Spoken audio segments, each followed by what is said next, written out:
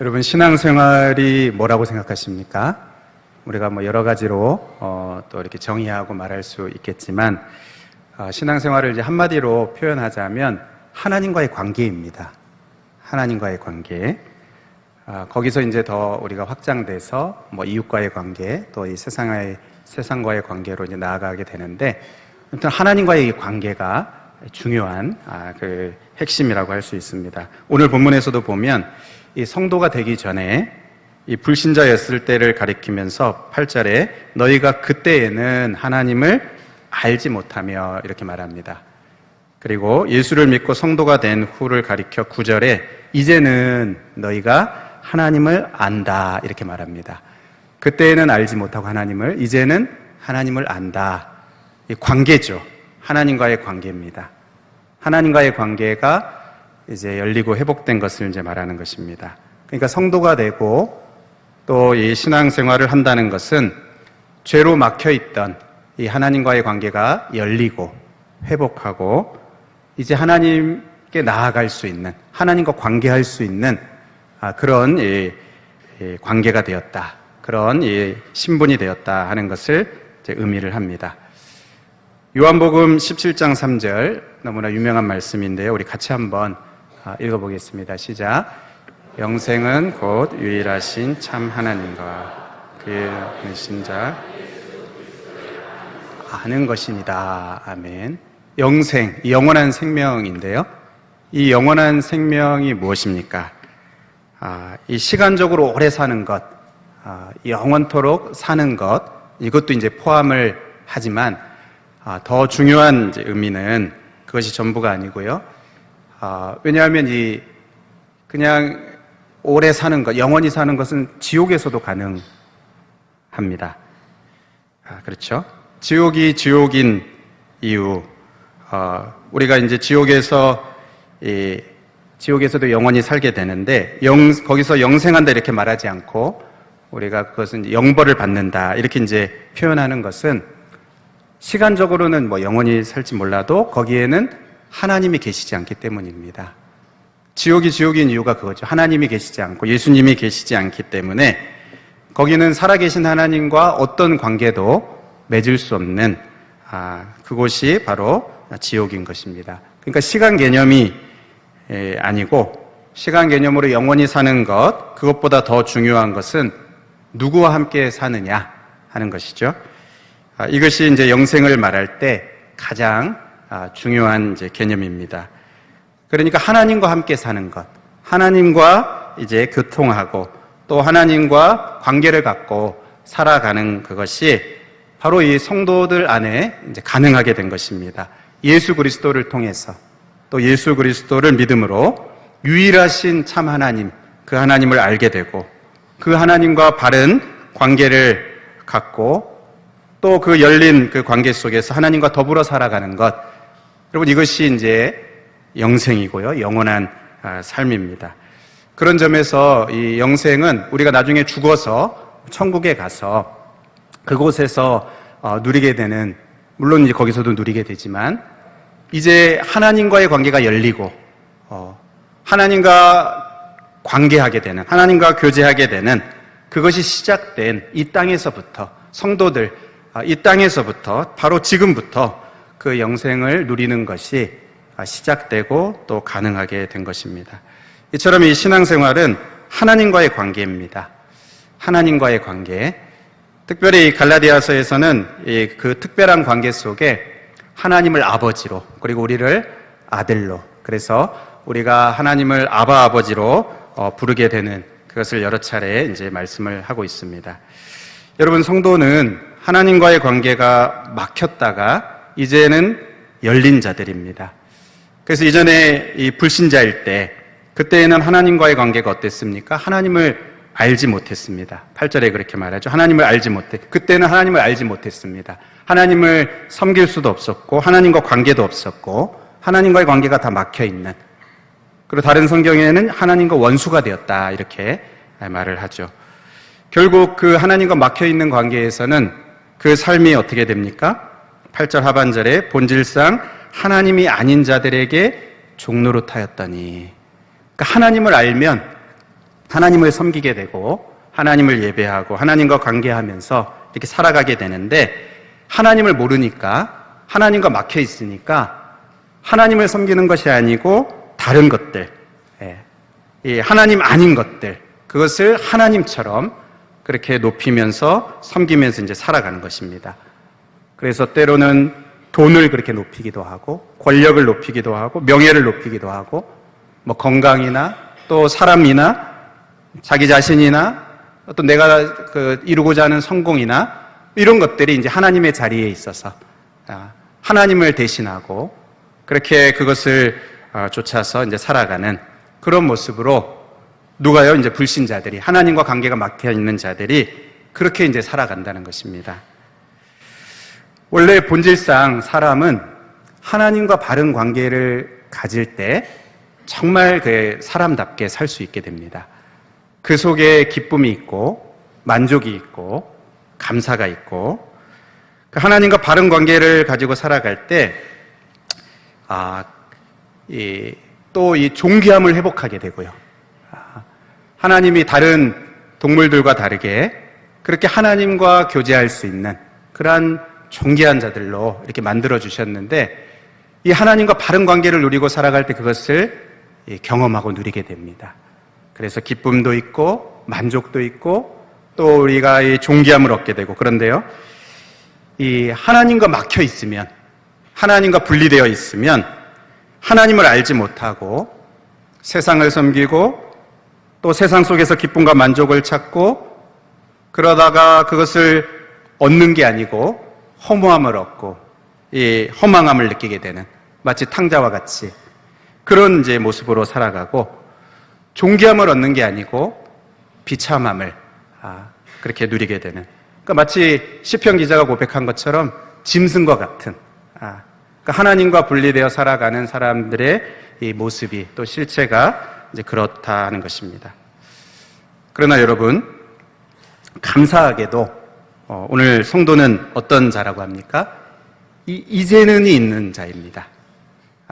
성도는 이제는 하나님을 아는 자가 되었다, 이렇게 오늘 9절에 말씀합니다. 이제는 너희가 하나님을 알 뿐 아니라, 이렇게 말씀합니다. 그러니까 성도는 이제 하나님을 아는 자가 되었습니다. 이전의 모습이 있어요. 그때에는도 있습니다. 그때에는 있고 또 이제는 있어요. 그때에는 하나님을 알지 못했는데 이제는 하나님을 아는 자가 된 사람이 바로 성도입니다. 여러분, 이것이 어떻게 가능해집니까?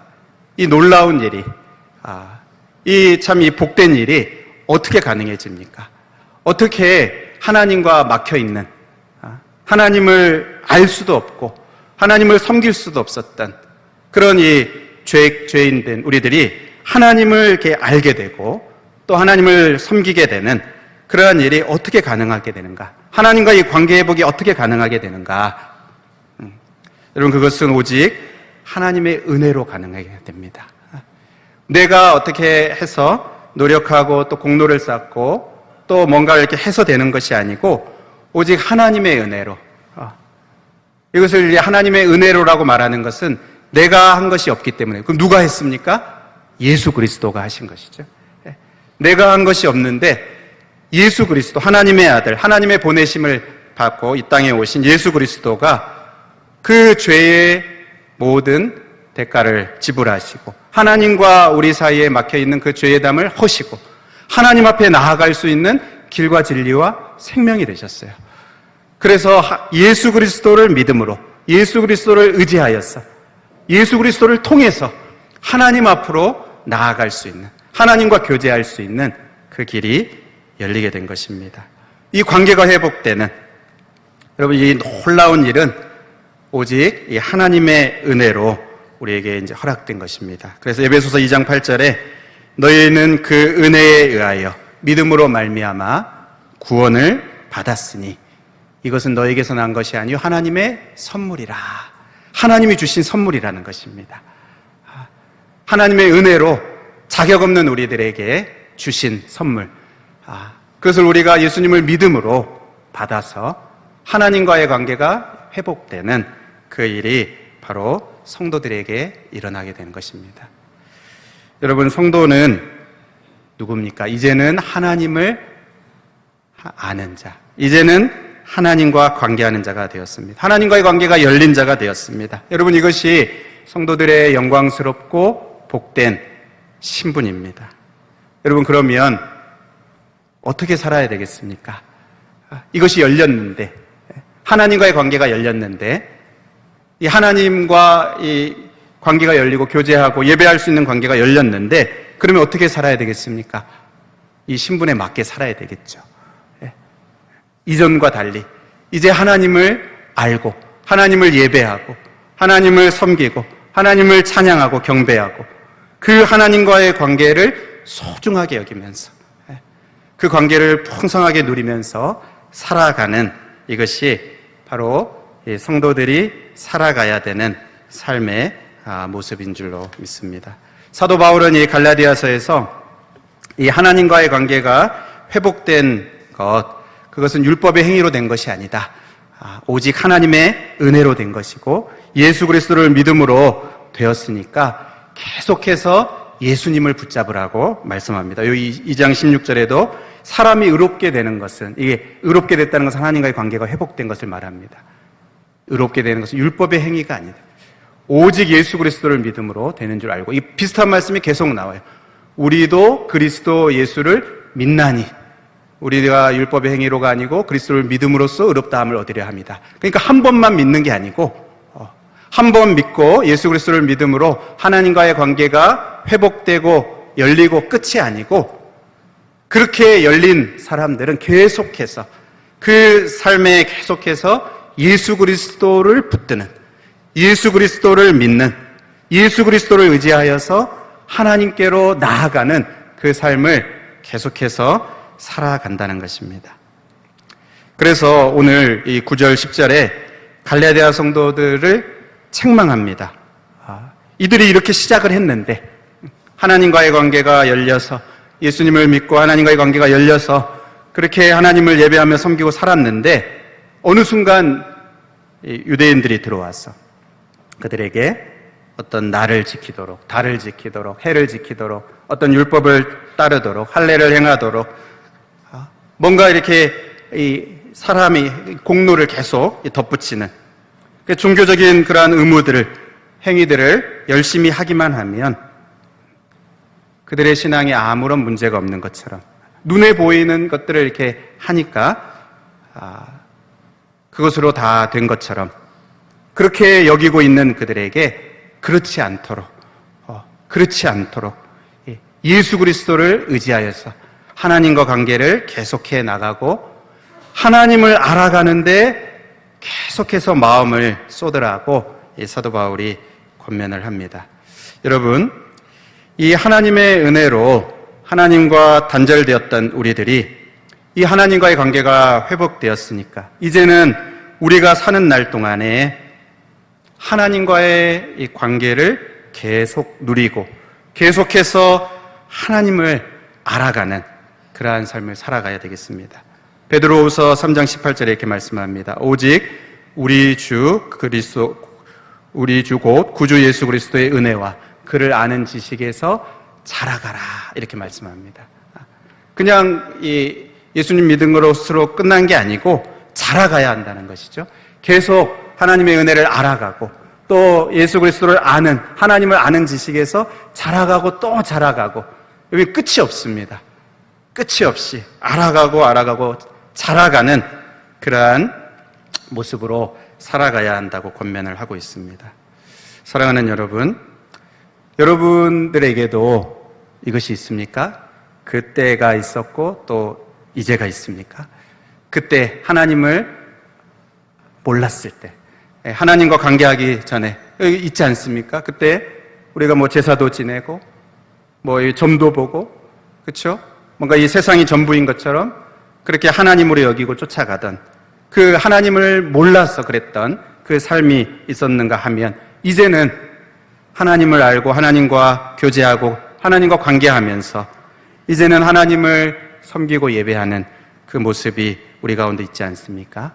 그렇다면 우리는 계속해서 그 은혜를 알아가고 그 관계를 계속해서 누리고 계속해서 그를 아는 지식에서 자라가고 더 성장하고 더 그 관계가 깊어지도록, 더 하나님을 깊이 알도록 계속해서 나아가는 그러한 모습이 성도된 우리들에게 있어야 하는 모습입니다.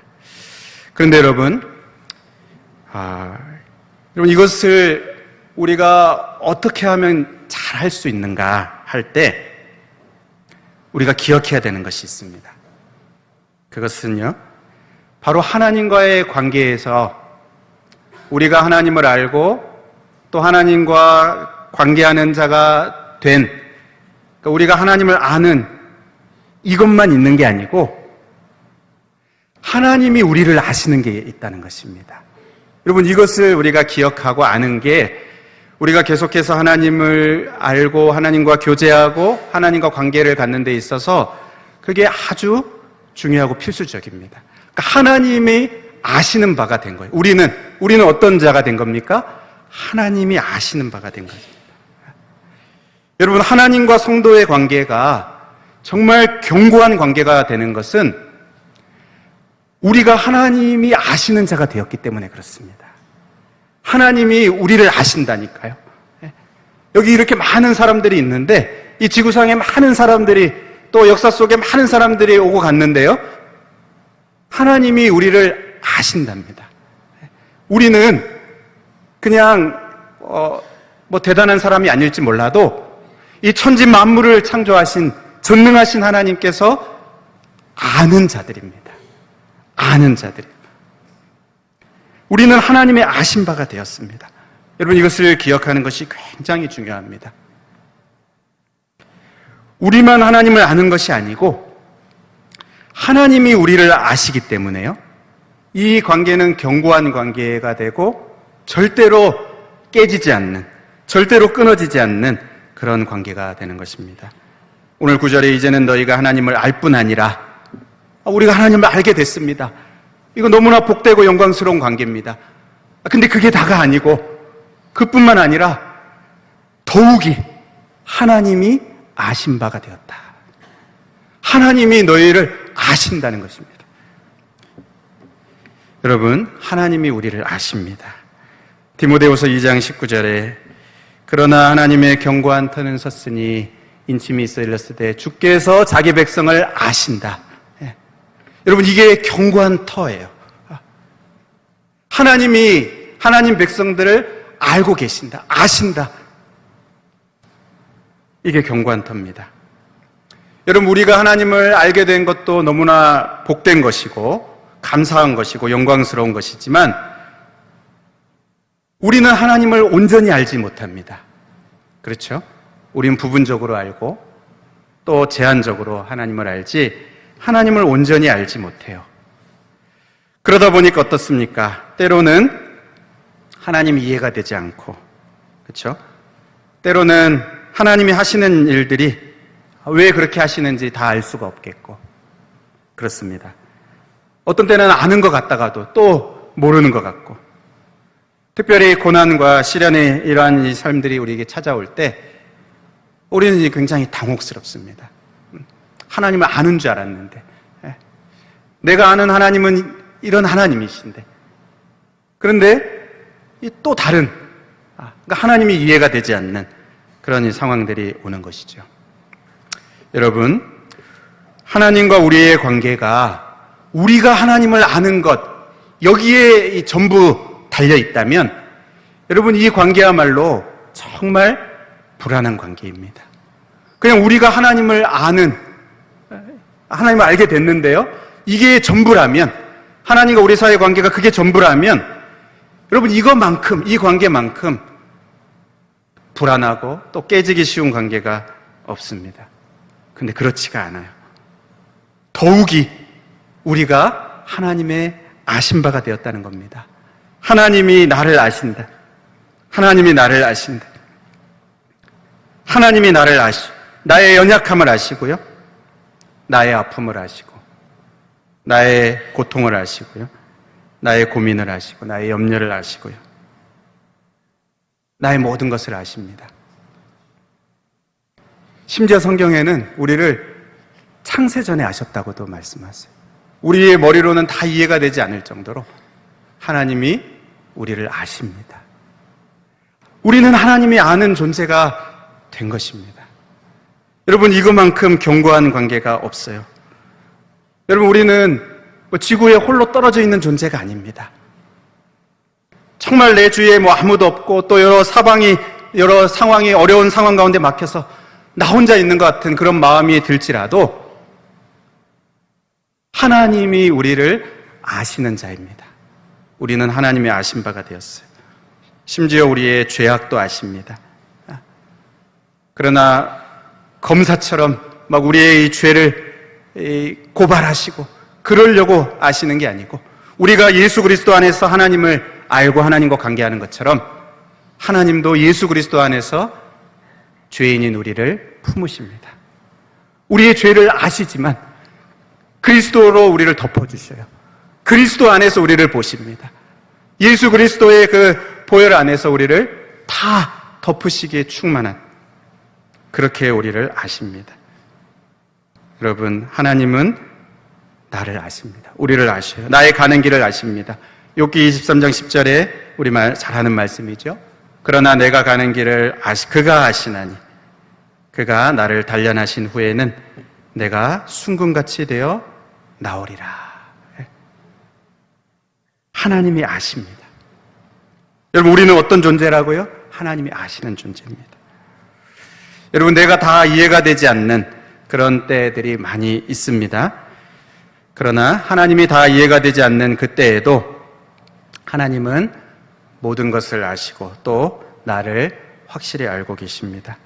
그래서 성경에는 이 하나님과 우리 사이의 관계를 이 목자와 양으로 그렇게 말씀하세요. 요한복음 10장 14절 15절에 나는 선한 목자라. 나는 내 양을 알고 양도 나를 아는 것이.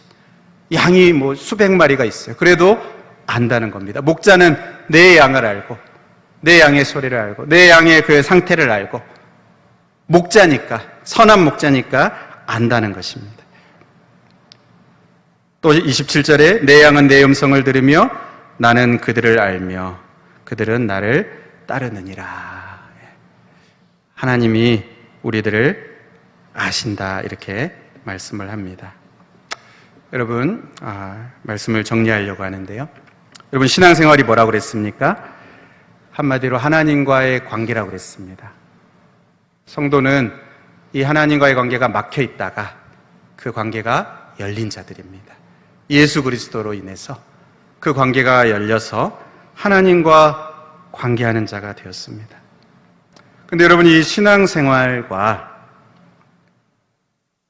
그냥 종교생활이 비슷해 보이지만 완전히 다릅니다. 신앙생활은 그 속에 하나님과의 관계가 있습니다. 하나님을 아는 것이에요. 그러니까 하나님과의 관계가 중심인 것이 이제 신앙생활이라면, 종교생활은 뭡니까? 그냥 형식적인 것이죠. 무엇을 하고 안 하고, 어떤 것을 하고 지키고 안 지키고, 물론 그것이 필요합니다. 우리의 신앙생활에 그것이 있어요. 예배를 드리고 또 섬기고 봉사하고 여러 가지 우리가 헌신하고 다 있습니다.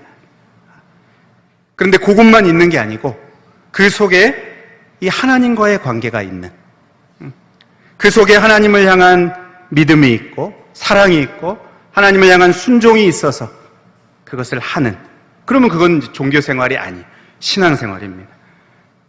그런데 문제는요, 세월이 흘러가고 또 우리의 신앙의 연수가 더해가면서 하나님과의 관계가 쏙 빠진 채 우리의 이 신앙의 어떤 외형적인 이 종교의 이 껍질을 갖고 있는 그러한 모습으로 우리가 갈 수가 있다는 것입니다.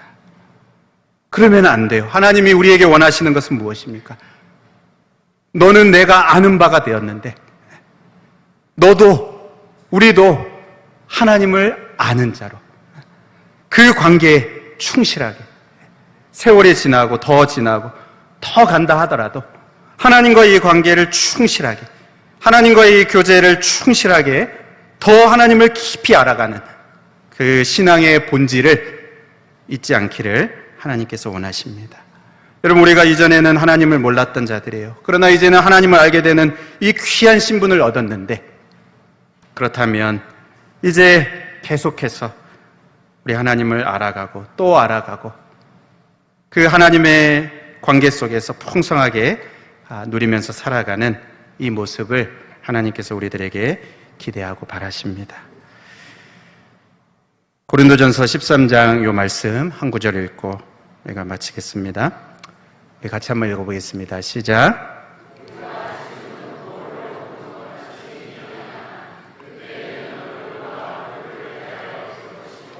지금은 내가 부분적으로 아나 그때에는 주께서 나를 아신 것 같이 내가 온전히 알리라.